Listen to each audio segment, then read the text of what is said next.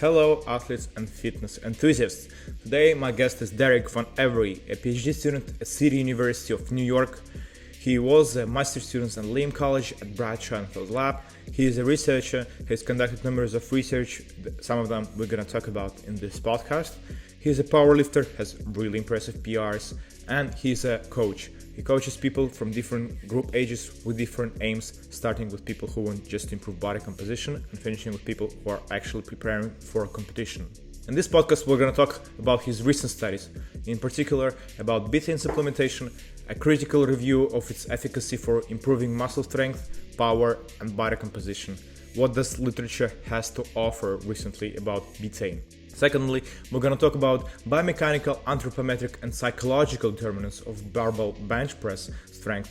This is a study that he has recently published that discuss the relationship between these factors and how they are important to predict your bench press, and what are the practical implications if you want to improve your bench press strength. Lastly, we're going to talk about loaded interset stretch. How does stretching between the sets will actually improve your muscle hypertrophy? He has conducted research involving calf muscles, and we're going to cover that in great detail. So stay tuned. This is the useful information for people who are interested in an evidence-based approach, delivered from a person who is there in the trenches, working his butt off to push fitness and nutrition and exercise physiology science forward for us. So let me know, guys, what you think after you listen to this podcast. I had a really pleasant time talking with Daniel the other day about his studies, and obviously some of them were mentioned, the studies that you've done, and I found them really interesting and fascinating because they're very related to what I do. And interestingly, we covered some of your studies in great detail, especially the one the stretch of the calf muscles, under load stretch. Yeah. But I hope you're gonna bring some other insights to the conversation. So yeah, Derrick, thank you again for coming over. Really appreciated that people are willing, people who don't know me, people from different continents, willing to take part in it, because yeah, I guess it's for the greater good and for similar intentions that I'm trying to portray, which is like promote science evidence-based approaches, and in resistance training, maybe not only in resistance training, but just in recreational / professional sports world. Yeah, so thank you for coming. Yeah, of course. Thanks for having me. I want to start with like an introduction where we will shortly talk about what you do. So before getting ready for this podcast, I tried to research what basically you do the most and try to get into greater detail. And I found that you're into powerlifting, and you have quite impressive PRs. You've been training for quite a while. So could you please talk about your progression, your career in terms of resistance training? Yeah, for sure.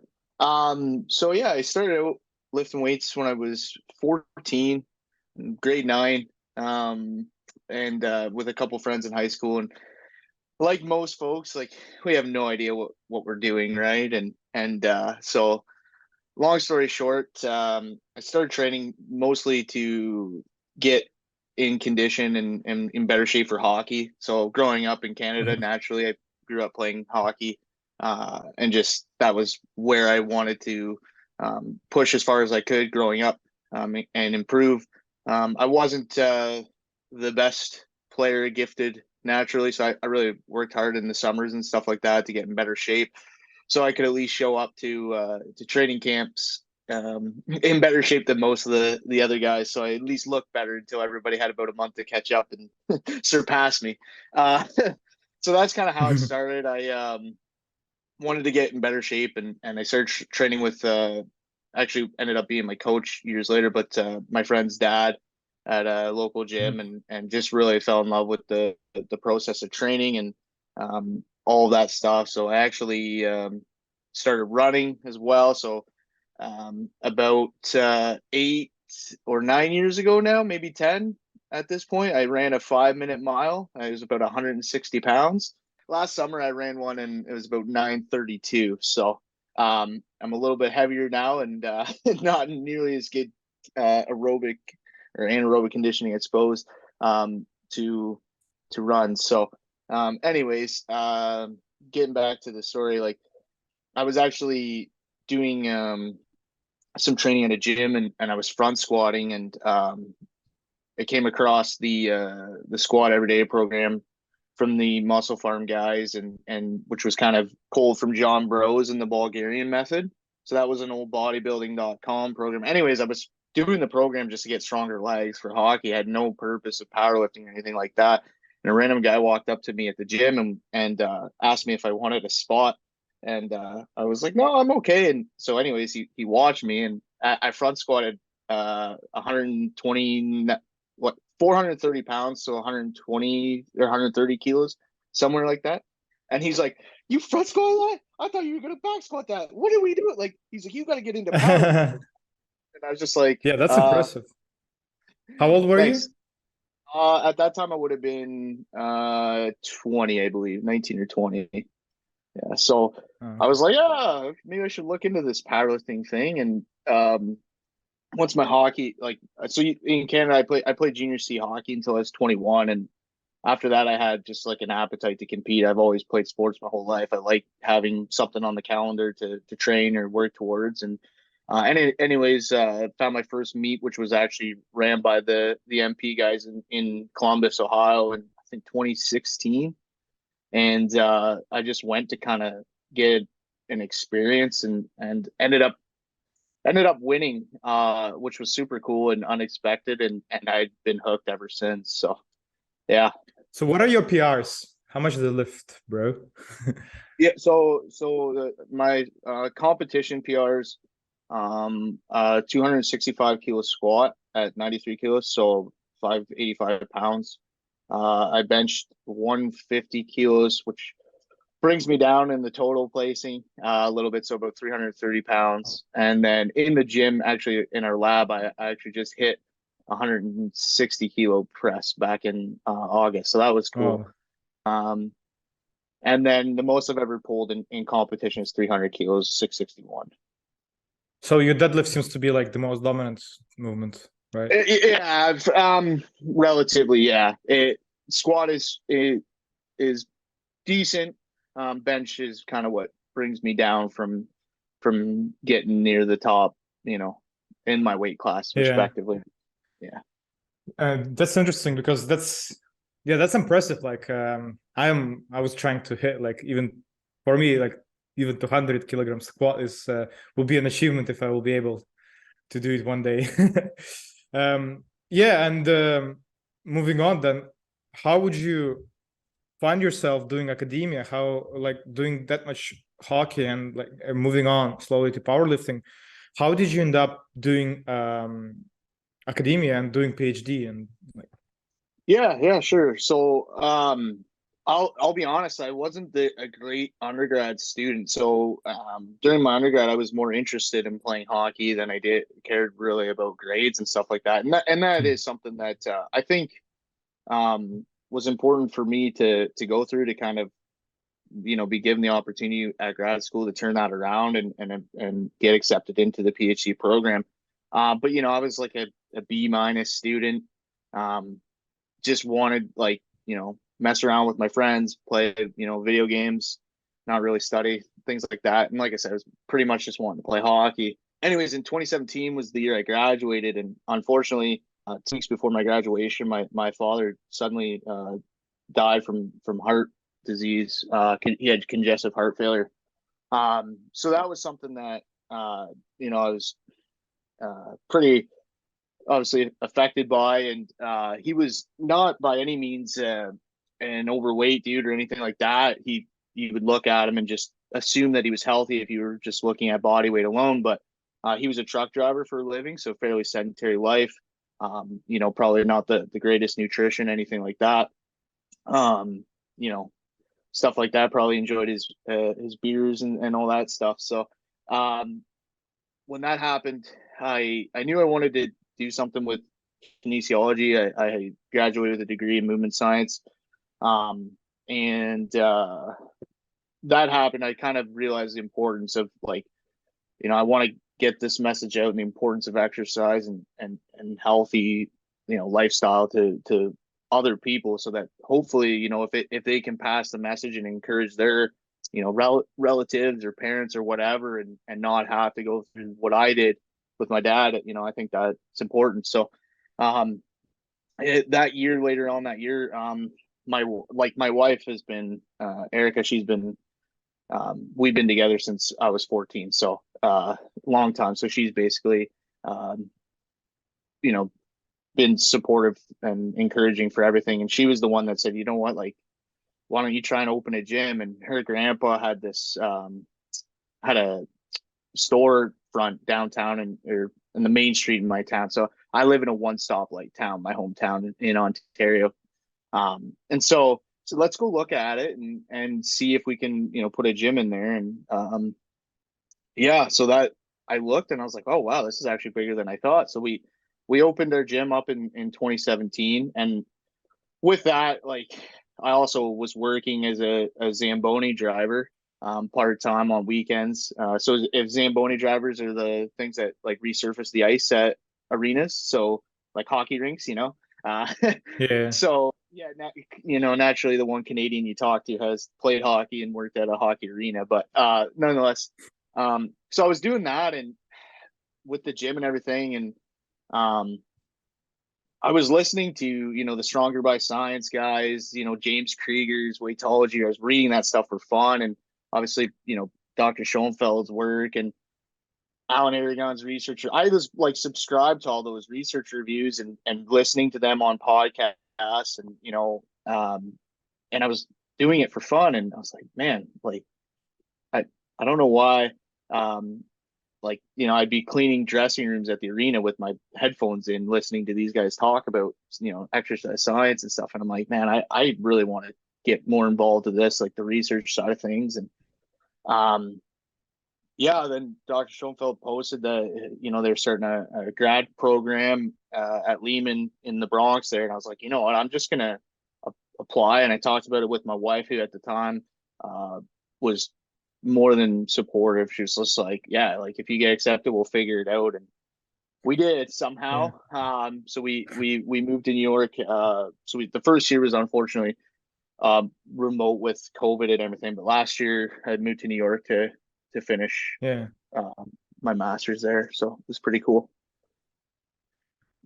Really cool, man. Yeah, I remember when Brad posted it, and I was like, maybe I should apply as well. I was like just in the end of my master's program, so yeah, I was just still figuring things out. Maybe within a couple of years I will do the same, because I'm really interested into it as well. Yeah. Yeah. So I think for me the biggest thing was just like, I'm gonna apply and just see what happens. I know, like New York's expensive, things like that, but that was one thing that like he shows that program a lot, and I think I'd recommend it for anyone that's wanting to get into the applied side of things.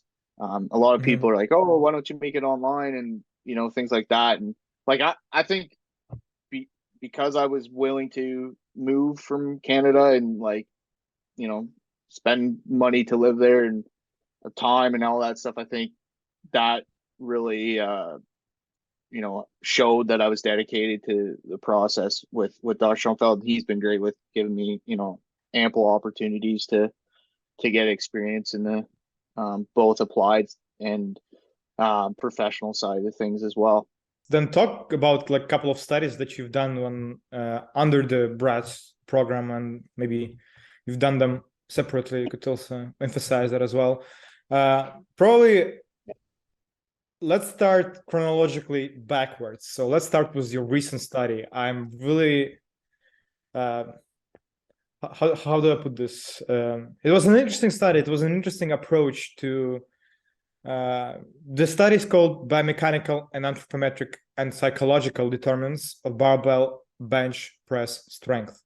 So what you've done, basically, just to explain to the listeners, is that you've taken a couple of three, as far as I understand, tests to be exact. One of them is measuring biomechanical, the other one is anthropometric, and the third one is the psychological And it's very interesting to see the psychological test to be implemented in such research, because as you point out correctly in the study, that it's rarely considered. And so basically you had groups of participants coming over, 18 college-age participants. They had 3 visits, and you've performed these 3 tests on these 3 visits. Just before I get into the detail, could you please explain to me, how did you come up with this study and why do you think it's important? Yeah, so this study was my master's thesis, which was essentially something that I talked about with Dr. Schoenfeld, was to kind of be a replication of a squat study that Andrew Vygotsky did back in the day at Lehman. So before Lehman had a Vicon motion capture system, they used a 2D dartfish for the squat to get joint moments and stuff like that. But essentially, that's where the premise of this study came from. And so the idea is to like examine, like you said, the psychological aspect of things as well, but there hasn't really been an interplay between the 3 variables, right? So a lot of times you look at anthropometrics, like i.e. like muscle mass, lean body mass, and how that's associated with bench press, or they'll measure somebody's ability to produce torque about the shoulder elbow joint, and then how that might correspond, stuff like that. But there hasn't been, how do they all relate to predict bench press strength. And so that was kind of what happened there. So we did like a linear regression model, which basically looks at how can these variables interact to predict bench press strength. And so, And what? so I was, yeah, no, that's okay. Basically, our primary regression accounted for just over 40% of the variance in bench press strength. So essentially, the variance, when you look at the greatest standardized effect, was greatest for the isometric torque sum between elbow extension and horizontal shoulder flexion or adduction. So basically, I can get into that if you'd like after, and then followed up with the anthropometric data, and then followed by self-efficacy. So essentially, what we looked at there and concluded is that when you, at least in this population, that should be also noted as well. It was a heterogeneous population, but it was predominantly males. Unfortunately, just with data collection, things like that, we had some females either drop out or just they were unable to make the sessions. And part of that is because I was traveling back and forth, so we had to time the sessions and stuff correctly, of course. But my wife and I had a baby back in May, so we had a baby girl, Ella. And anyways, before Ella was born, I had to make sure that I was getting this done, so would be home for the birth and everything like that. Anyways, when you look at that population, we're pretty confident that bench press with that, these factors are obviously going to predict it, but it's mostly going to be associated with your physical variables rather than your psychological determinants. Let me touch on a little bit on the psychological aspect, because Sure. I kind of didn't like, to be honest, sports psychology when I was back in university, but now I understand the importance of coherence, importance of adherence to the program, whether it would be nutritional training program, and how motivation takes place and how it originates and things like that. And you've used a test called psychological self-efficacy survey. Could you please explain, briefly, what that is and what it's measuring? Yeah, sure. So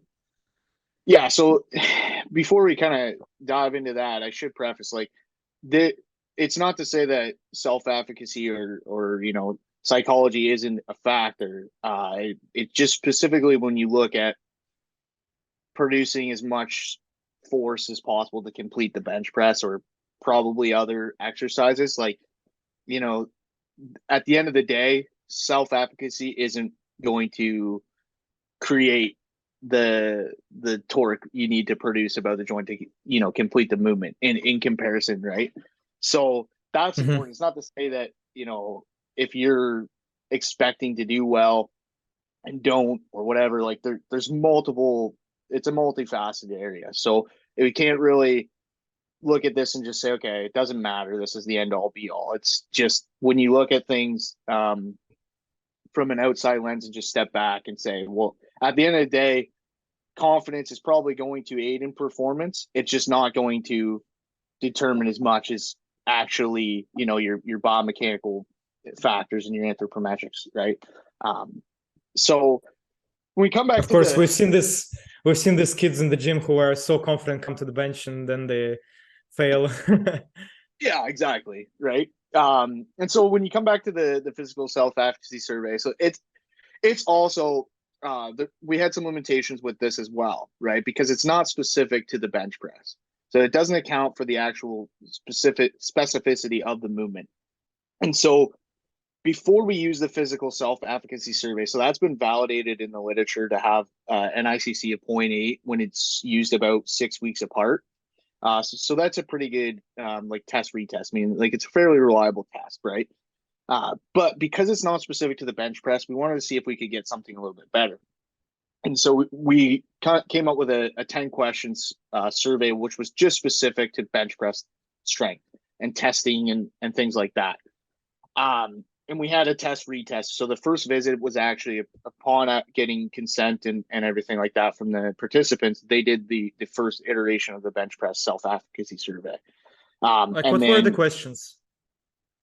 so like I'd have to pull it up. I can't remember, but it was, you know, like I'm confident in my ability to that To bench press. it, Yeah. to bench press or to or to maximize my performance on the 1RM while Mm-hmm. people are present, or things like that. Like Yeah.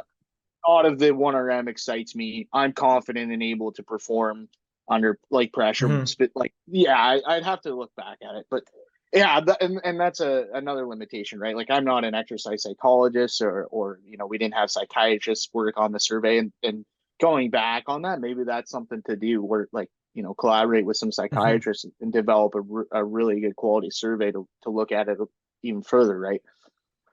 But anyway, so the second test was done the day of the bench press 1RM, and so the ICC was Mm-hmm. 0.55, I believe, for that one, and so we had to discard it just because it wasn't reliable. And we didn't really, you know, speculation at this point is just that, you know, 3 weeks out from the test, yeah, you know, I can bench, I'm confident and all this, but the day of, you know, maybe there was some performance anxiety or some self-doubt or what have you to that it might have affected somebody's confidence, right? So we ended up using the physical self-efficacy survey, which is essentially broken into two categories, and it's on a 6-point Likert scale. So it's basically like strongly agree all the way down to strongly disagree, right? So with that, there's two sections of the survey, and basically it's 22 questions in total. So I had to go through each question and basically give them a score based off what they rated, because some of them were scored in reverse. So the participants didn't know how they were scored. They just had to read the question carefully and align with what was in their views. But essentially, Mm-hmm. there was two scores, and there was perceived physical ability and the physical self-presentation confidence. So basically, the perceived physical ability is, as it sounds, how somebody perceives themselves in their physical ability, right? And then Yeah. the physical Mm-hmm. self-presentation is essentially how confident they are in actually presenting those skills, right? So somebody could be like, "Oh, I'm very confident in my ability to bench press, but I can't do it under these conditions," things like that. And another interesting thing, moving on from the psychological aspect, is the mechanical part of it and the technique part of it. Is that I even underlined that it's interesting measurement that you've done. You've actually measured the force produced by the feet during the bench press. So can you like briefly explain why is it important for feet to be firmly on the ground when bench pressing? Because, you know, a lot of people think that when you're performing upper body exercise, you could just forget about lower body, but it's not actually the case. And you've actually tried to measure and try to find the relationship between bench press and force produced by the feet during the bench press. Yeah. So there's a couple things that the feet do, right? So the idea is with getting appropriate foot placement on the bench, it helps create a little bit higher chest, right? Position, which can, you know, shorten the range of motion, thus potentially allowing you to use more loads. So they call that an arch, essentially, right? Rather than just having a flat back on the bench, you want to. But when you put your feet in the right place, that can also help generate that arch, which kind of puts you at a slight like decline position. Which, if you haven't tried, most people, like, you can probably bench more from a decline than you would flat bench. So that's the first thing. But the idea is that's kind of what we wanted to test. Is the foot placement really like just helping get a higher rib cage, shortening range of motion, and that's why the producing, or is that force actually generating and contributing to the performance? And so we found like a moderate correlation with that. I think it was like 0.44 something, which is it's pretty strong to like in terms of suggesting, yeah, there's going to be some determinants in strength from leg drive, which makes intuitive sense. The idea, like, at least from my experience as a powerlifting coach, is when you come down to the bar and put it on the chest, you have to have the bar motionless on the chest for a brief moment before the judge says press. Whether you pause or not, you're probably, as long as you're not bouncing and getting that rebound effect off the chest, your pecs are in the weakest position to produce force, right? So if we can transfer that loading demands to get the bar back off the chest and transition to directly over top of the shoulder so that the triceps are in an efficient position to extend and lock out, then that's obviously going to allow us to move more weight. Right? So the idea with leg drive comes from, we're on this bottom position, and if we can produce force, obviously torque about the shoulder and the pecs to flex and get the bar off, but if we can use a little bit of momentum from the legs to produce force and transfer that to get off the chest and over top, so that, again, like I said, you can extend the elbows, it's going to lead to a greater bench press. And that's what we found even with this, non-powerlifting population. You know, the use of legs to help with that is going to be important. Yeah, and another technique and potential like limiting limitation and like consideration probably that you've used is that you even specified that you the grip of the barbell, you've made them grip with the close grip, it's called, right? When you thumb around the barbell. So a lot of people bench press with open with when the thumb goes on the other side and to the same basically side as the index finger, all the other fingers basically, which is potential hazard, safety hazard probably for a lot of people. But a lot of people do bench press that way, and you could potentially make an argument, but given your population group, maybe not. But some people bench press with that technique. And do you think it's obviously you haven't performed the test, but do you think the grip and the thumb position actually affects the bench press? So you're talking about the false grip, and so or suicide grip, some will call it, and that's exactly why. Is it more? I've seen it way too often. I've never actually in person, thankfully, but that where the bar slips out from underneath people, and it just puts you in a dangerous position. So I personally have never really benched that way. It's not it's a requirement in powerlifting that you wrap your thumb around the bar. For our study, it was to look at, safety with participants. We didn't standardize grip width, but we did require the thumb around the grip. I think that's just to be, as generalizable as possible, because the false grip, the suicide grip may be used, but usually from a particularly advanced population, right? That, you know, if you're going to try that, I suggest like having spotters, you know, who know what they're doing. Hopefully you've been training long enough to know what you're doing. In terms of improving performance, yeah, I think that's just a preference thing. Some people think that they can produce force or more force that way just from having like a more stacked position and the wrist potentially. I'm not convinced that that's going to change things Mhm. that much, in my opinion.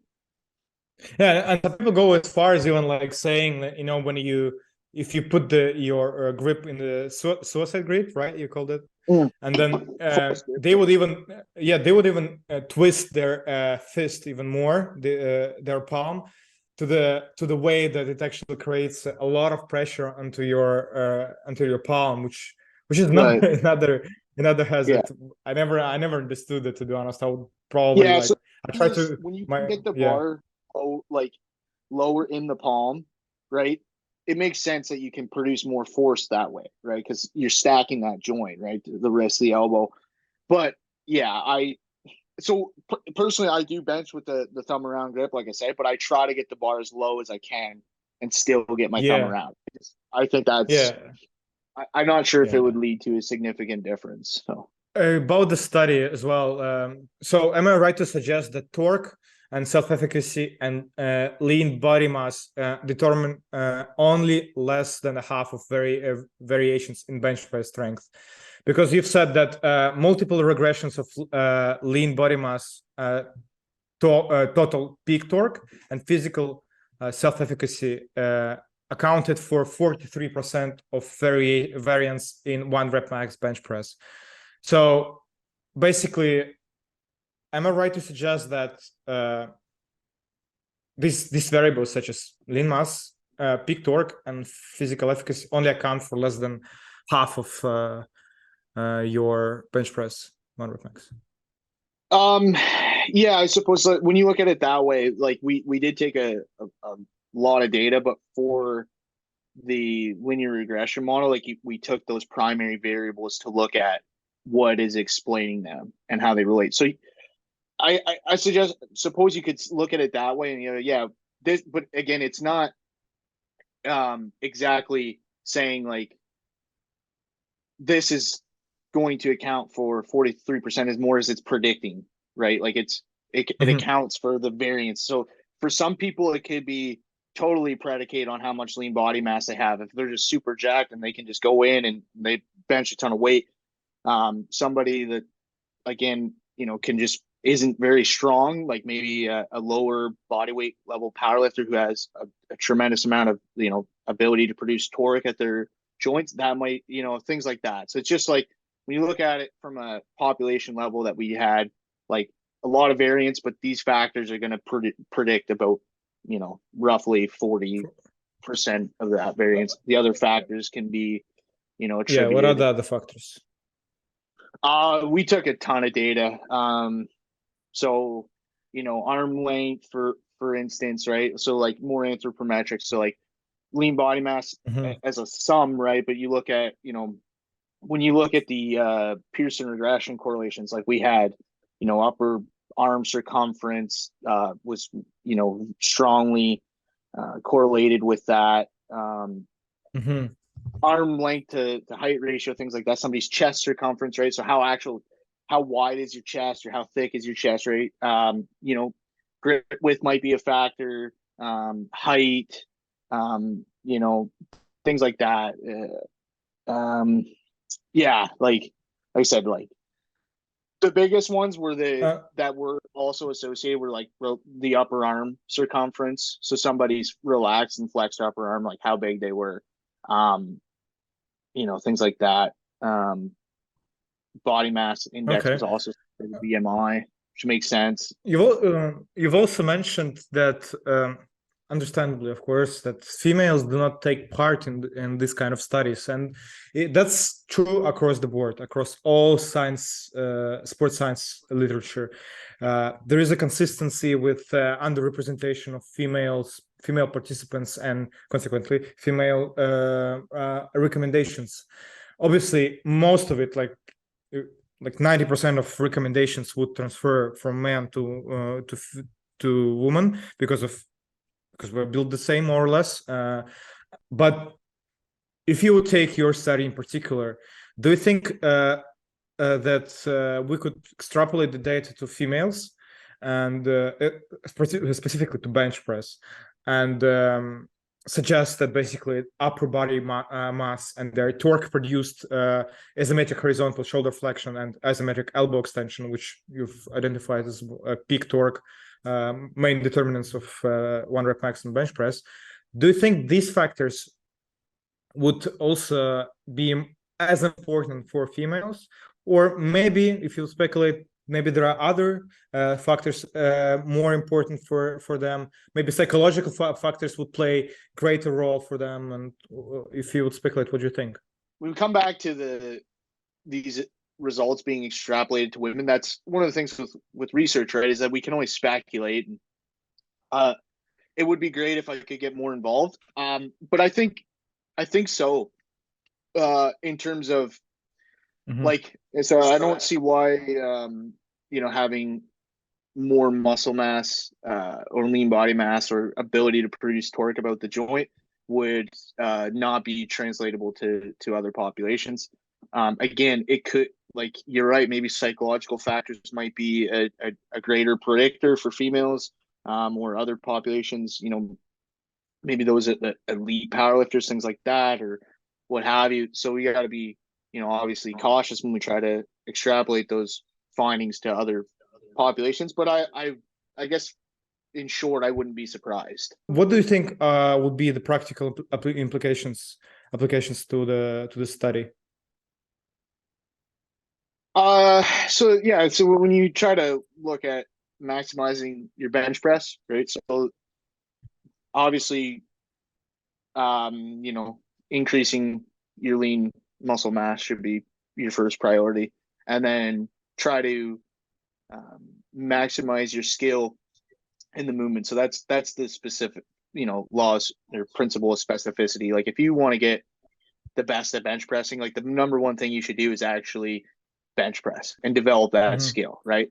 From the results of my study, if you want to even get further beyond that skill, from neurological gains and all that stuff, in addition to skill acquisition, like, yeah, at some point in your lifting journey, you're probably going to be limited by the amount of tissue you have to produce force, and so that should be focus number 2 behind actually bench pressing. So getting more muscle, right? So however, if it's bench press specific or isolating variables to get stronger pecs and triceps or greater cross-sectional area, like, that should be focus 2, right? So that way, when you have a greater amount of muscle mass, you're going to be able to produce more force, and then obviously that more force translates to greater torque about the elbow and shoulder joint, which is going to lead to a greater bench press. So if you're trying to produce torque at the elbow and the shoulder,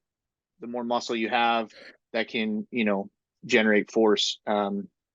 If I would try to extrapolate this on exercises, maybe what kind of exercise? So for me, the first exercise that comes to in my mind would be crossover chest flies, and maybe like dips probably will be another ones. Something skull crush lying on the horizontal bench, because as I said, elbow extension in the horizontal position is one of the factors. So what kind of exercises would you recommend for improving bench press based on your study? Sure.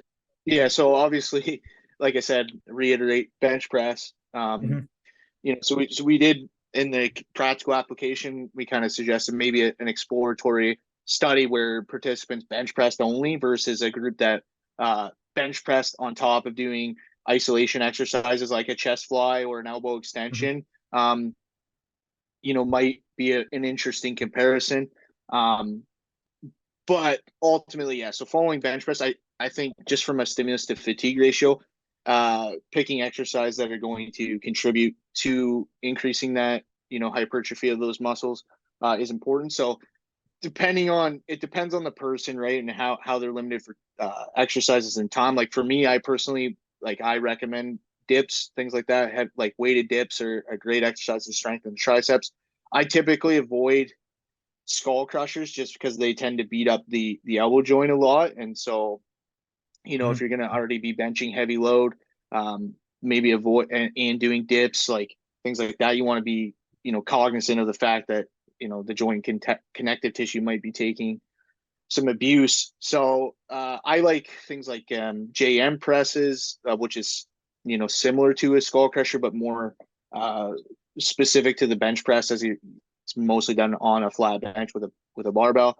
Those are good exercises. But yeah, like the chest flies, some dumbbell presses that are going to incorporate the pecs to and not really drive as much stress, in my opinion, is like to the shoulders and elbows as a flat or as a barbell bench press would be fine. And I think you can either have those added in your program or on a separate day. Like I have athletes in powerlifting, and they obviously perform the bench press, but we have multiple variations and exercises to try to induce some growth to the pecs and the triceps. Okay, let's move on to the next topic, which is betaine supplementation. This is to start, like, I want to say that first, when I heard about betaine was probably like a year ago or maybe a little bit more, and I didn't make much of it because these claims have been heard. I've heard these claims many times, like increases your muscle mass, decreases your fat mass, improves your strength. These claims are on every single supplement, starting from creatine, finishing with L-carnitine probably. And so for me, it was just another probably gimmick initially. Like that's how I approached it. But first, as rightly suggests, that Stronger by Science podcast, I've listened to it as well and take inspiration from them. They've mentioned it. They've made a whole episode just about it, and I thought, no, if they talk about it, it's probably not that nothing. So it's probably may have some potential benefits, which we don't know yet. As you would rightly suggest in your literature review, that it's emerging literature. It's still in its infancy, and it's has a lot of things to offer, and we need to research way more to make probable conclusions about it. And as we'll talk about it a little bit later, about the consistency of results, which also raises a lot of topics. But the first thing that I was interested is that, okay, so there are these claims. It improves your muscle mass, it may affect decrease your fat mass, and it may improve your strength. So could you briefly outline the mechanisms that are responsible for it, and how they would potentially can affect your fat mass, your muscle mass, and your strength? Yeah, so betaine, is also known as, like, its chemical name, trimethylglycine. So you have a glycine molecule with three methyl groups attached to it, and so it was originally discovered in beets and in obviously where it gets its name, betaine. But it's rich in like leafy greens, like spinach and kale, and in other things to a lesser extent, like shellfish or wheat, things like that. But you'd have to eat quite a significant amount to get any of the amounts that seem to be ergogenic or used in studies, which are often about 2.5 grams. So my review came as a inspiration from an old supplement guru who I won't name, but I used to buy their products from a website because of they had a PhD in exercise physiology and biochemistry education, and I drank that Kool-Aid for a very long time. but when we come back to the mechanisms, like a couple things that betaine seems to do, or its physiological roles. And its principle is that it works as an osmolyte. So essentially what that means is it can essentially protect cells, proteins, all those enzymes from environmental stressors. So obviously exercise producing stress to the muscle, things like that. So perhaps when you take betaine, might have a more hypertrophic or ergogenic benefit because it's going to allow you to essentially maintain intracellular fluid, which just leads to a more hospital environment for excitation, contraction, completely, right? So that might be involved, as well as protein synthesis. So betaine serves as a methyl donor for, essentially gets methylation produce variety of metabolism functions, if you will.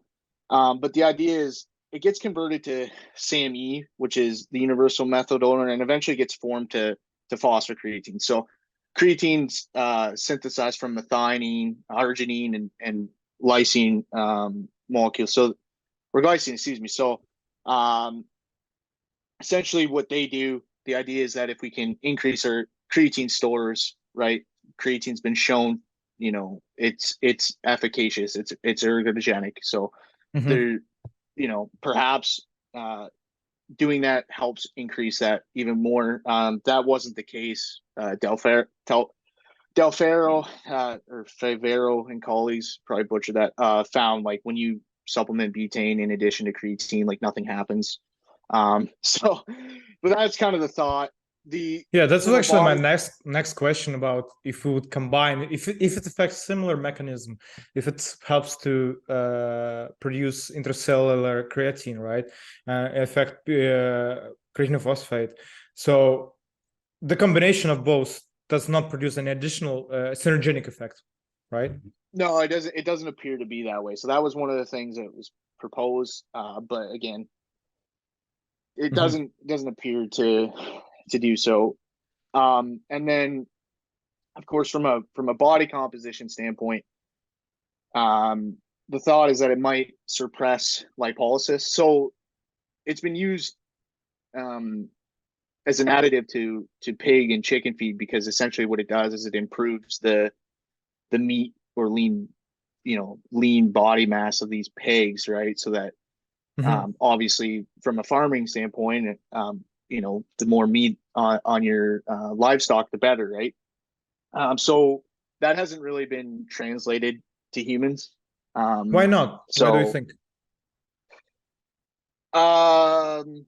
So from what I gather, the idea is like the suppression of lipolysis, or what it may also do is promote the browning of white adipose tissue. So that also makes things more thermogenic.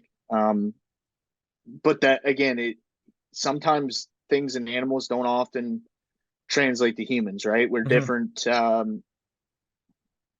physiological systems. So it could be maybe the amount of dosing that's needed. Like I'm not sure. That's something I'm not sure about. Sometimes, like I said, just things just don't translate, and that's just how it is. Yeah. Let me just outline one of the studies that you've briefly mentioned in your literature review. It was a study done by Koliwa. I hope I don't butcher this name as well. No, it's et al. And he supplemented 23 young females with either 2.5 grams a day of betaine or a placebo. I would assume as a placebo, something like a starch or sugar pill would be used. And they've demonstrated. Sorry, what? I think they were encapsulated, so they were just pills. So they were just sugar pills, what I'm pretty sure. Yeah, and they've demonstrated that basically your fat mass were decreased substantially, basically. From betaine group decreased by 2 kilograms, while placebo group decreased by 0.8 kilograms. So the fact that both of the groups have demonstrated the decrease is already an interesting observation. So were they on the diet? Were they not on the diet? I didn't look into the study, to be honest, to make this conclusion. But just the fact that we see that the both groups, especially such small sample size of 23 participants, demonstrated that both of them have decreased the fat mass, and one of them just have shown a decrease of 1.2 kilograms more out in the 9-week period, which is, you know, two months, a little bit more than 2 months of time. So it's not a really big difference. And then you've mentioned other studies where the consistency of the results do not show that of confidence to make a conclusion and make like a consensus statement where we would say that betaine does show an improvement in muscle mass, does show an improvement in strength, and maybe decrease in fat mass. Why do you think this inconsistency exists, and what can we do to tackle it? Yeah. So yeah, when you look at the performance data, like some of the studies showing an increase in strength don't show an increase in endurance, and vice versa, right? You have studies showing increase in power and they're not showing an increase in endurance, and so that really muddies the waters and you try to interpret things. When you come back to the Kaliva study, those, you know, it's hard to say. The females were untrained. I'm not sure how. I'd have to look back. I'm not sure how well they control for diet. So obviously that's super important. But yeah, I think when you look at as a whole, there's really no clear performance benefit, and I'm not convinced on the body composition stuff as well. I think again, it may help improve, but again, when you, I guess, in short of it, like I'll just use an analogy, right? And I stole this from Dr. Stu Phillips, who's my advisor now, and basically, when you think about the overall effect, the magnitude effect of things, think of a towel, right? When you rinse it under the water, right? You get it soaking wet. So when you wring out the towel and all that water comes out for the first time, right? That's basically your training. So when you look at creating adaptations, whether it be strength, hypertrophy, all that good stuff, fat loss, things like that, the biggest effect you can do is actually perform training. So that's that first ring. You get most of the water out of that towel. The second is going to be your nutritional factors, right? So are you in a caloric deficit? Are you getting enough, to lose weight? Are you getting sufficient protein intake? Are you getting protein spread throughout the day? Things like that. That's going to be a huge amount, but compared to the training, it's going to be small. The effect is small. The overall majority of water is coming out from that training. The second, your nutritional factors. Third, if we squeeze that again, you get a little bit more, right? It's sleep. So that's obviously going to be very important to our recovery, ability to continue to train hard and to create these adaptations. And then, there might be a fourth squeeze if you wring out really hard. There might be some droplets coming out, right? And that's going to be your supplements. And I got to be honest, like I wanted to believe that these things work and produce these huge effects. Like I've spent so much money on supplements, but the reality is the ones that do work, right, their effects are marginal as well. So yeah, even talking about creatine. Like creatine works. And I recommend it to people. There seems to be some psychological stuff as well that creatine seems to be aiding in. But creatine's a fairly cheap supplement now before COVID, but nonetheless, it's a fairly cheap supplement if you buy the creatine monohydrate. You see supplement companies get creative. They created like creatine hydrochloride or all that kind of stuff, or they flavor it and they put it in, products and things like that, right? And it's overpriced, and if you just get some plain monohydrate added to your water, it's affordable, and I recommend it for most. But it's not magic, right? And so that's the next thing. So betaine, if you have a little bit extra money, you want to try it. It's in a lot of pre-workouts now, or which again, that's another thing. Like it doesn't really like it takes time to accumulate in the tissues, and from what I would believe, and don't think it produces an effect acutely. And so, if you're Yeah, getting, have there any studies done on the effect of so one of the conclusions that you've done about betaine is that we need more chronicle studies, more chronicle administration of this supplement, because potentially it could affect in a similar way as the creatine, as beta-alanine, the supplements basically that need to build up in your system in order to work. So do you think that this is potential explanation why we see the inconsistency in the results, and maybe we could warrant that we should do more research on the chronicle supplementation of betaine? But again, this 9-week study, and it's good that if they would be measuring every week the results of both groups of placebo and betaine group every week, and see the deviations between the group if this exists, and this could potentially lead to the explanation that the betaine needs to some time to build up in the body. But do you think that we would see a different result, or do we even need the studies like this in future? Yeah, so I think so that is important to note, is that science does move slowly, right? So let's say caffeine and creatine, like you mentioned, they have hundreds of studies now to show it's ergogenic, right? And so if we dismiss betaine based off the limited evidence right now and say, it doesn't work, man, like avoid it, you could potentially be missing out on some of those droplets, right, that I talked about from wringing out the rag. So because there is some evidence that seems to show some effects that seem to, positive, be attributed to betaine supplementation, maybe, right? So I'm not saying it's completely useless. I think from a whole, supplements have a super marginal effect. So would it be the first supplement I recommend? No.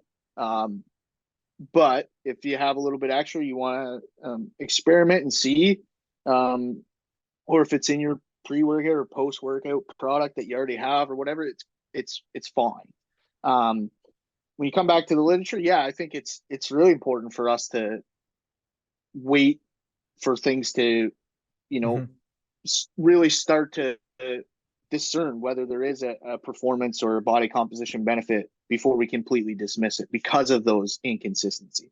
I would kind of put it up there with something like, citrulline, which, seems to be, as well as having some contradicting findings. So, if you look at the top tier supplements, you got caffeine and creatine. Down below, like beta-alanine, then probably below that you have citrulline. I'd probably put betaine in there based off what the evidence is suggesting at this point. Like, again, it might improve body composition.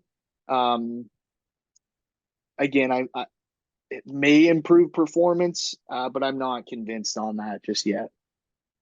Again, when I try to approach the supplements, like especially when people ask me about supplements, there are those obviously cost and cost benefit and advantages and disadvantages in every approach. And when you think about supplements, there are one potential benefit, one potential hazard. The potential benefit is that even if the supplement, first of all, it could work. First of all, if it works, it's good. Second, if it doesn't work, it could make you think it works, so it could work as a placebo, and it could make you work harder. So you're like, I'm taking the supplement, okay, I'm gonna push it, and then you see the results. And you probably, if you look in the psychological into sports psychology literature, it would be quite clear that placebos do demonstrate certain results, and people who do take supplements, they do tend to push this a little bit further than their RPE scale. But there are also like disadvantages of people who take supplements. It could also, probably, I guess, depends on the person. Some people try to invest in themselves when they take supplements. Some people go in the opposite direction. And this could lead to, okay, I'm taking the supplement. It might, help me with my dieting, but doesn't actually do that. And another thing they could do in the harmful way is that it could be a getaway to doping as well. As we know, supplements have similar ritual, let's call that, similar supplementation protocol as doping.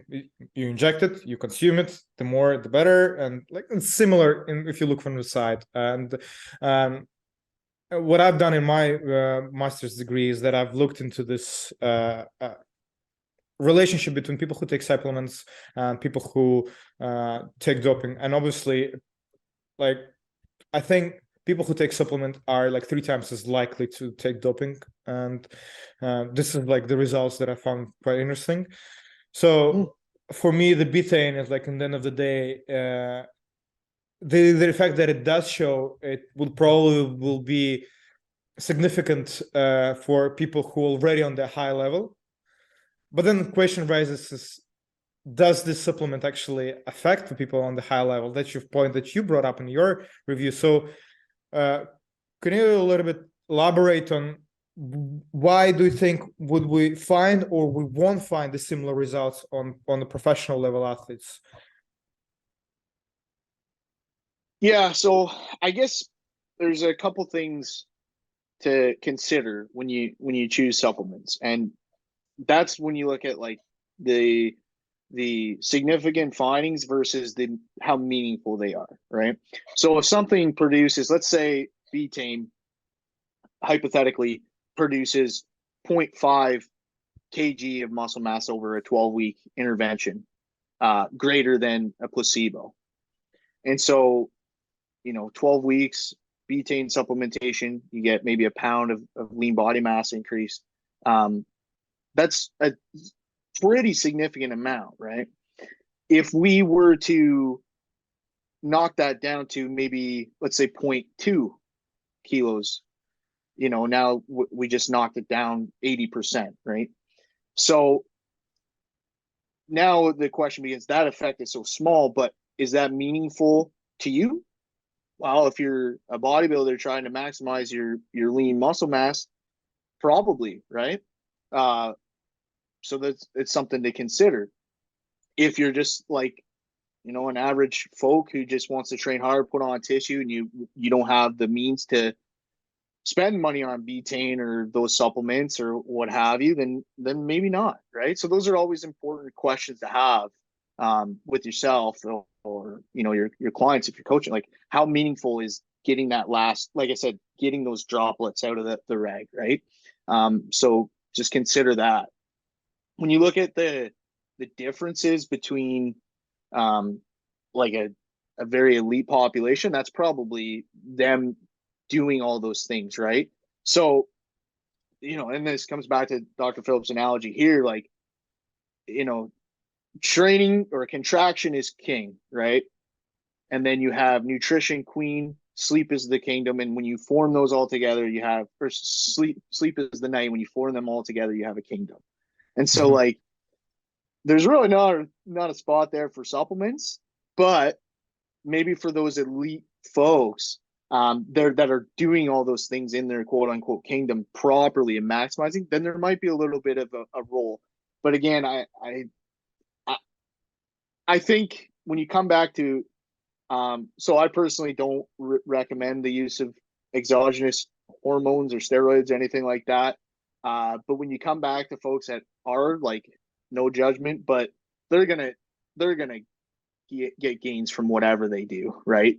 So, like, if you're training and taking that stuff, or enhanced pharmacology, if you want to call it that, like, yeah, like I supplement at that point, I don't know what betaine's going to do on top of that. Like, you're already going to get super big, right? So that's my thought on it. I think I think that's pretty much it, what I have to say about that. Yeah, for me, it's I don't know if I would agree with you on like gear part. That's, if you are in a gear, probably a lot of like everything would work. But I think that Yeah, if they're taking it, they might as well take supplements, because of what, as we haven't talked, but betaine, like 3, 4, 5 times fold of the recommended dose does not seem to produce any, at least acute, negative health effects. So Mhm. like if you're just going already with investing so much of your health and money and your time into gear, and willing to sacrifice your health, just will buy creatine and betaine and everything else that might potentially have an effect on your health, and on your performance. That's my I would go, I think, like this if I would be on their place. Yeah, and so that's what I'm saying. They typically are, right? Like they're most individuals that go that route are hopefully, at least from what I would assume anyway, maybe I'm totally wrong about this, like they're doing those things right, and especially at least at the professional level. So yeah, I think when you're training hard, sleeping well, nutrition is on point, and you're, you know, then on getting enhanced pharmacologies, like I don't think, yeah, it's probably going to be, that drop is going to be even less, I think. Yeah, yeah. So let's move on to the next study. You've got so many cool studies. I can't even Thanks, man. so much to discuss. Like we're just talking about the studies that you were leading researcher, and there are other studies that I don't know if we'll have enough time to cover them, but there are other studies that you took part. But yeah, they're also as interesting. We talked in my previous podcast with Daniel Plotkin about them. But yeah, so I want to say that we discussed in quite great detail your loading on interset stretch, and he explained a lot about the potential effects of the study, potential practical implications. And my question will be this: what did the study show, like briefly, and then let's go briefly onto the like methodology and Okay. what would you do differently? Yeah. So if you want me to dive into it, like let me know. We can always talk about it another day. But essentially, we took untrained Mm-hmm. college males, and the reason they were untrained was we wanted to avoid confounding variables, so they had to avoid lower body training, so like squats, anything with additional plantar flexion that would potentially influence Mm-hmm. calf musculature. Just avoided it. So we got untrained males, um, and basically we had them do 4 sets of straight calves, 4 sets of bent calves, so seated and it was a leg press calf raise, so that the leg was straight, and obviously the seated bent the knees because the gastroc crosses 2 joints, right? Mm-hmm. So you want to put it under some insufficiency during that exercise. Anyways, we measured the um, hypertrophy of the soleus as well as the medial and lateral gastrocs, and there was really no difference between groups. So we had a within subject design, meaning one group or one leg, excuse me, of the participants descended immediately into a stretch under load following failure, and the other leg just trained traditionally to failure.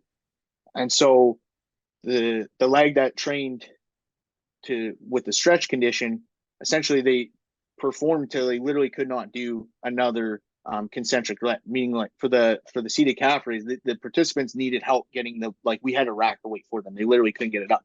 They just had to support the load in the stretch position.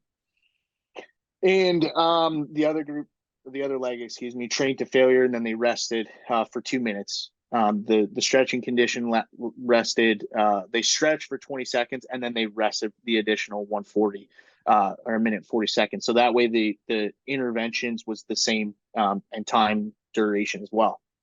And so basically, there was a little bit of a benefit to the soleus. So there was no really a benefit nor detriment to the gastroc. But the soleus had a, a slightly favored to the stretch condition. So what we speculated is that it could be because that they are, type 1 fiber dominant, and so perhaps that stretch um, you know increases, like intramuscular signaling, things like that, or which may produce greater hypertrophy specific to those type 1 fibers. We're not sure.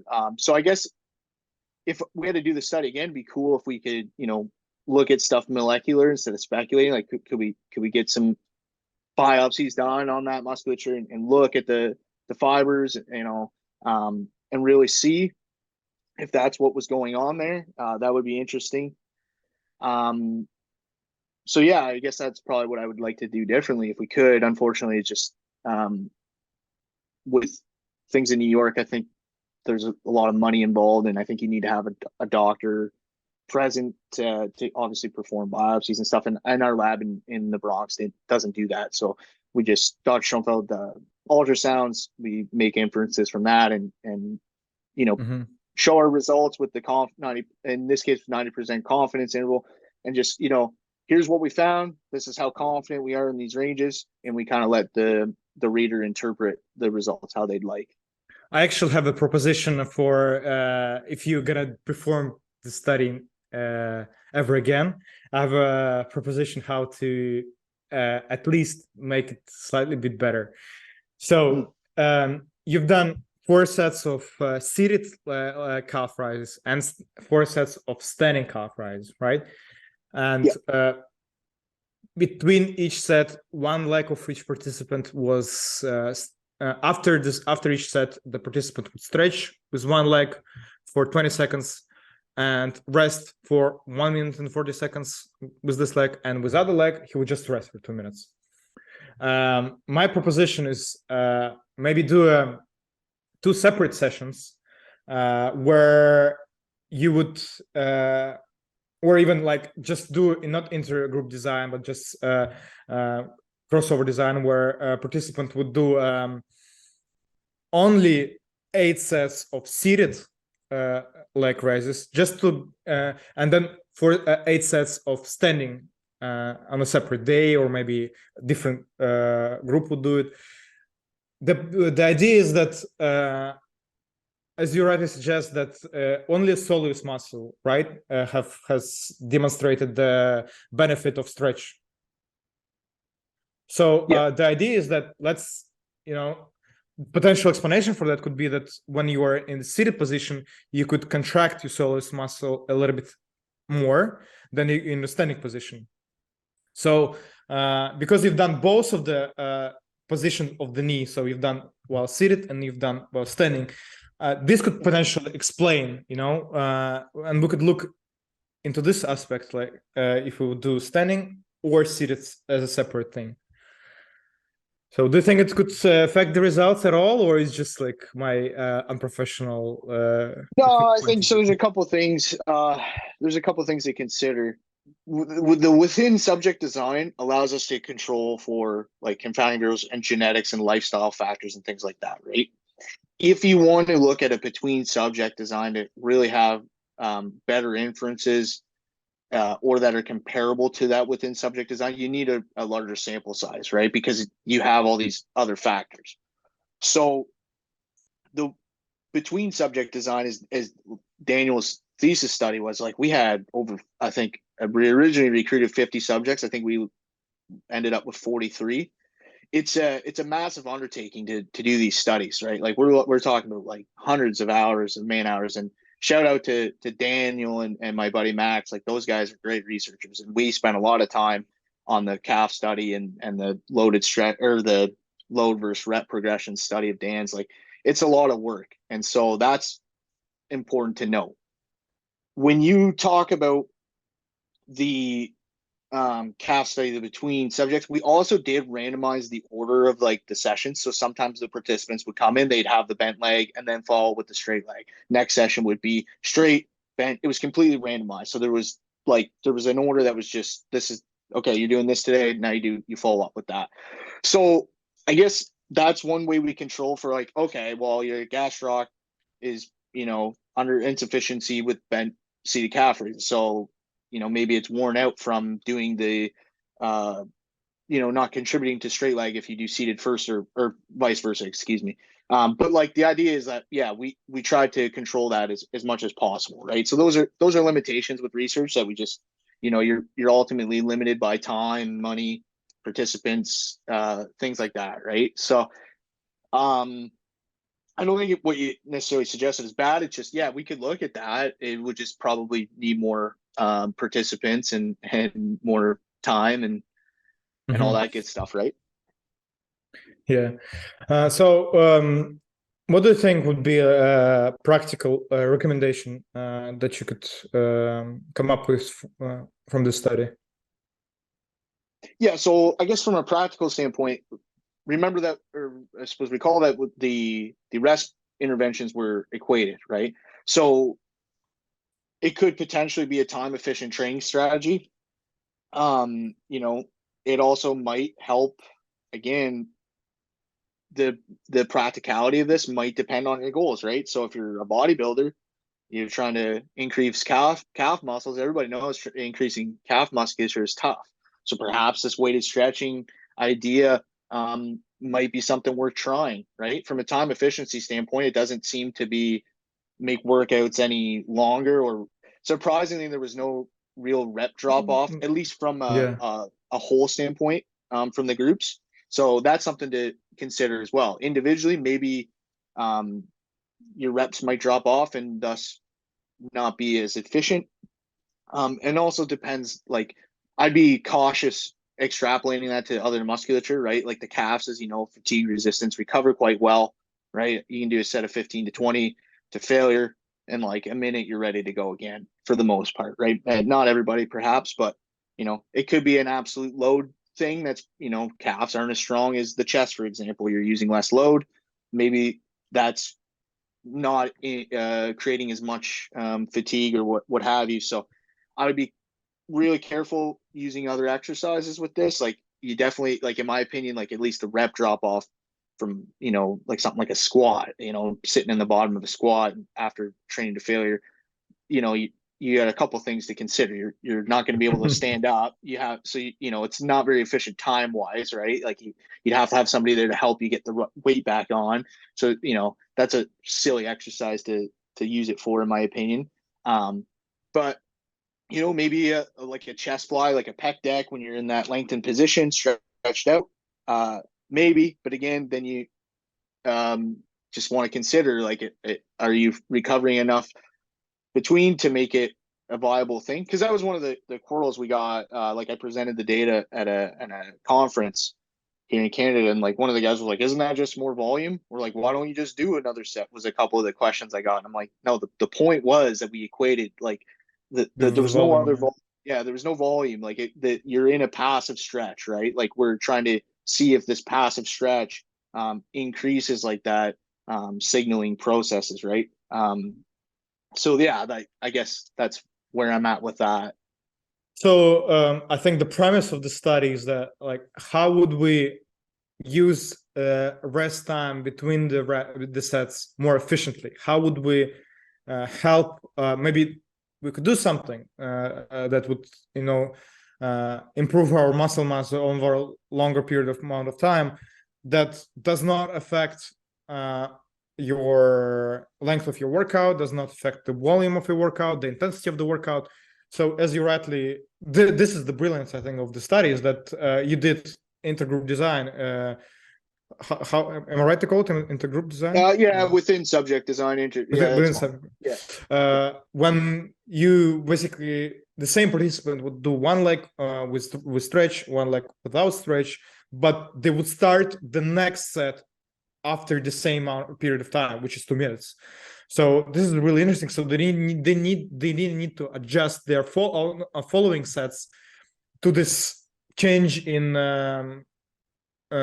approach, I guess. This resting approach, I think that's what we can call it. And I think that's the beauty. That's like, come on, you could just, you know, sit, specifically with calves, you could just sit in a stretch position for about like 20 seconds, and you probably won't, but as you said, some participants did experience a rep drop off, and at least you could try it. It doesn't. It's not gonna increase the injury risk. It's not gonna prolong your workout. It's not gonna increase your volume, anything like that. So, what potential downsides of this trying this approach? You know? Yeah. So the only thing I would say with potential downsides is there is some discomfort, right, with the stretch. So you are training to failure. And so, we didn't take a perceived like RPE scale or something like to rate their discomfort. But there was some participants that, if I had to speculate, just average, probably like an 8 out of 10. Like it's painful. And I don't know if you've ever tried it before. And like we piloted this study at my gym the summer before I moved to New York just to make sure that it was a feasible intervention. And it is a painful thing. So again, that comes down to the practicality. How meaningful is a little bit of calf growth for you to at least experiment with, or other musculature? Like, yeah, you still have to tolerate the stretch. And so that's something to consider as well. You're training to failure. And so, that's, Yeah. for some folks, it's hard enough, right? And then you mean It to tell is. me I can't rack the weight yet? I'm holding it, like, whatever the exercise may be. So those are important considerations to think Yeah, about. but the study opens the door for potential other studies. What if we don't train for failure? What if we do other muscle groups? What if we don't stretch that much? What if we just, keep it under load? And, Sure. this hasn't been done. So, we could at Yeah. least try to, work on it. Yeah. I mean, from yeah, yeah, there's certainly many different routes or questions that remain unanswered that I think can be Yeah. can be looked at. So yeah, for sure. It is definitely fascinating, man. Last thing that I want you to talk about is the your online coaching. You do, as you said in the beginning, you have your own gym, which is, it's a great achievement Thank you. for having business well in your I have family. How Jordan Peterson will say, "Have you life together? Have you put life together?" And you clean your room and stuff like this. So early, and it's really inspiring for people like me who are going maybe in the parallel, maybe have a couple of steps behind you, and just looking into people like you. And we know I can reach out to. It's not like Cristiano Ronaldo. I don't know if you know this person. Yeah. It's not like some superstar Yeah. who Yeah. is Yeah. like one out of billion people would ever achieve in their lifetime. And it's really inspiring for for me personally. And can you talk a little bit, like, in terms of an online coaching, if you can promote it right now? Sure. What do you do? How, if I would want to work with you, what do you specialize in particular, and how can you help me? Yeah, sure. So I started out in powerlifting like 7 years ago. I worked with a coach so I work for a company called Calgary Barbell. So we do online coaching for powerlifting, as well as I work for them in a performance nutrition aspect. So I help powerlifters either make weight for a weight class, gain weight to go up a weight class, or whatever they want to do. Maybe it's just lifestyle factors to improve body composition, maintain strength, things like that. So um, I started out with them I'm heading into my third year now. So I was an athlete under Taylor Shaggett, who was the first coach for Calgary Barbell hired. So I worked with him for about 4 years before, I went back to grad school. And while I was in grad school, I did an internship with them and ultimately got hired as a coach. So that that experience has been nothing but positive for me. I work with they're a great group of people. So my boss is Bryce Krawcheck and Dylan Yakovic, and Bryce is a world record deadlifter. Like, he's deadlifted 400 kilos. He's an absolutely amazing powerlifter, but he's an even better human. Really good guy to work for. Very knowledgeable. And so I've learned a lot from him. And then from the nutritional side of things, as well as just working with athletes of the female population. So luckily that I work with Danielle Colavel from Calgary Barbell as well. And she's extremely knowledgeable and has helped me, along that front as well. And then, like I said, he was my first mentor in powerlifting. So I learned a lot, pretty much everything I know from him. so kind of put that all together, and now still work for those guys and in an online capacity. So if you need help, if anyone wants to, train for powerlifting specific purposes or body composition, let me know. I'm currently working with my coach Brian Miner from 3D Muscle Journey. So I'm working with Brian for about a year now, and originally hired him to prep for my first bodybuilding show. Excuse me. But again, my wife and I had our first baby back in May, so that's kind of, and starting the PhD at McMaster's kind of just delayed it a little bit. So looking like next year might be the at least the process to diet before the diet, at least, and see how we get with that. So that will be a good experience, and hopefully might pursue contest prep. If I wanna prep for like powerlifting show, if I wanna improve my body composition, gain muscle mass, lose some fat, I would need to reach out to you. And what kind of work you would do with me, and how, if I want to, how I'm gonna find you? Yeah, so you can just reach out to me. My email is Derrick, DERRICK, at calgarybarbell.com. So you can reach out to me through there. And yeah, like our powerlifting coaching, we have a couple options. So we have our comprehensive, which is essentially like a weekly check-in process, 24-hour communication turnaround. We also have a basic option where we just essentially update programming weekly and have like a monthly async check-in, which works well for those that have been lifting for a long time that may not need as much guidance and they just want some programming. Yeah, and either way, I update programming weekly. So that's something to keep in mind. Like I like to have a reactive approach to things based off, life, how things happen. And so I don't just give people 4-week splits and go, here you go, here's your program. I like to see how things are trending and make adjustments if warranted. Yeah, I did similarly. Depends on the level of an athlete, and depends if they're prepping for a show or not. I would do like follow up or catch up calls every other week, and that's when I'm asked them to fill in the application form every week about the waist circumference, the skin fold, things like that, and then we do the assessments and potential dietary and training changes based on for nutrition coaching, that's typically, we want to make sure we have habits successfully formed and that behaviors are along the way to get you there, whatever your goal is. Because I'm working with some folks that want to gain weight, right? So they have we want to make sure we track obviously macros and takes, but we also look at rate of weight loss or weight gain, how you're feeling, how is performance trending. So it's great if we can work, sometimes, like for instance, one client of mine, I collaborate with Bryce on this. So Bryce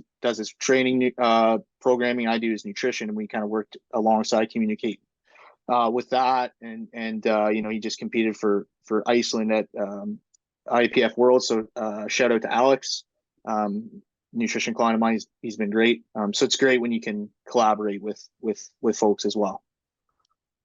Yeah. Right, man. Let's wrap it up. Thank you for coming over. Really appreciate it. Like, I can't even say enough times. I'm sorry if I make you uncomfortable by saying it too many times, but it really means a lot when people come over to the podcast. People who don't know me, who don't owe me anything, and just are willing to be on the board with me, and it means a lot. For listeners. For listeners, they're gonna find most of what we've talked about in the show notes. I will reference all the studies, all Derrick's work, some potential reads, and Derrick's email will be attached as well. So for anybody who would want to reach out to him. Apparently, my main audience are from USA, even though I never planned to. But, nice. Yeah, I think that's because Brad Schoenfeld once reposted my podcast with Daniel, and I think that's the reason why a lot of people who are listen to me, even though I never targeted American audience. But it's good that social media and internet is unlocks this ability for me to promote on the other side of the globe. Well, I'll tell you, Daniel, he's one of the most brilliant guys I ever met, and he's as he's doing his PhD under Dr. Mike Roberts at Auburn. He's going to have some fantastic work coming out, I'm sure. And as you know, my buddy Max Coleman as well. Like they're going to be producing some really cool stuff. So you might see them blow up one day, and you can say, "Hey, they were on your podcast." So that's cool stuff, man. Yeah. Yeah. Thank you again for coming over.